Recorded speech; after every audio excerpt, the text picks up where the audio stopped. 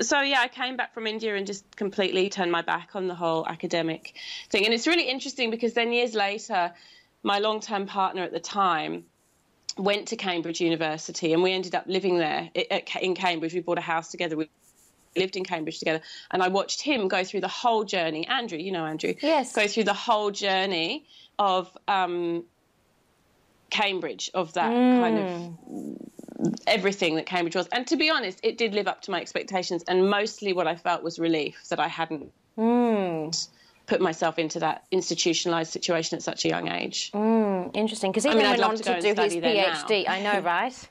He then went on to do his PhD, didn't he? But it was quite a journey for him. Yeah, he did that in Cambridge. And then he became, as we lived together and grew up together as young adults, he became very interested in Buddhism, and he's shanty day now. He's not even Andrew anymore. That's right.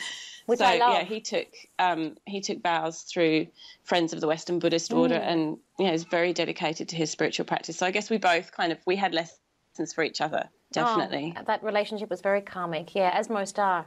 Yeah.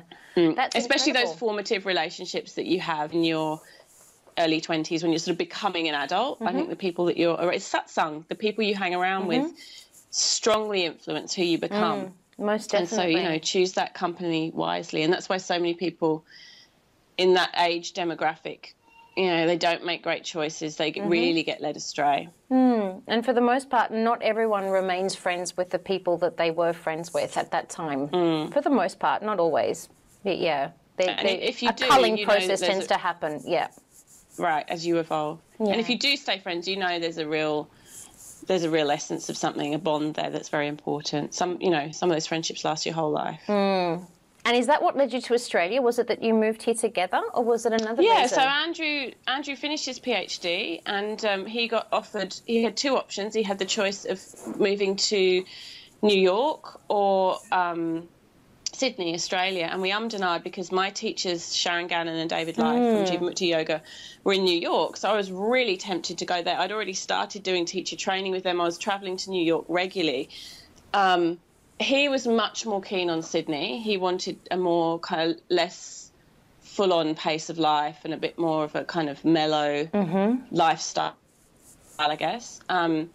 Anyway, in the end, I decided, we'll go to Sydney and I'll open my own yoga studio. If I had gone to New York, I would have ended up, which would have been beautiful. I mean, I would have been around Sharon and David, but I would have ended up very much in another institution, in the mechanism of a very large yoga school and a big infrastructure there. And I'm sure it would have been wonderful. I'm sure there would have been many opportunities. But by coming to Sydney, there wasn't a single Jivamukti teacher in Sydney.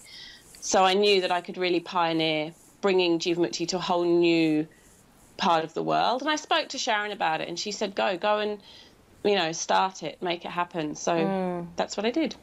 So how old were you when you had already decided that you were going to move to Sydney, a place you'd never been to, and you were going to open up a yoga studio? That takes so much courage, drive and tenacity, honestly. So I was 26 when I moved here. I mean, I was pretty lucky because Andrew was supporting me at that point, and we had accommodation through his job, so we were pretty much set up. And again, no kids, no massive responsibilities. We already owned a house, so we were doing okay. I felt like I was in a position in my life where I could take a risk, and if it failed, it really didn't matter. And actually, along with that will and drive, that is definitely an integral part of my personality, there's also a very strong motivation not to fail, and particularly not to publicly fail. So going low risk for me because I didn't know anyone. So it's like, okay, I can go there. If I try and open a yoga studio and it's a total disaster, I don't really have to, no one has to witness that I know,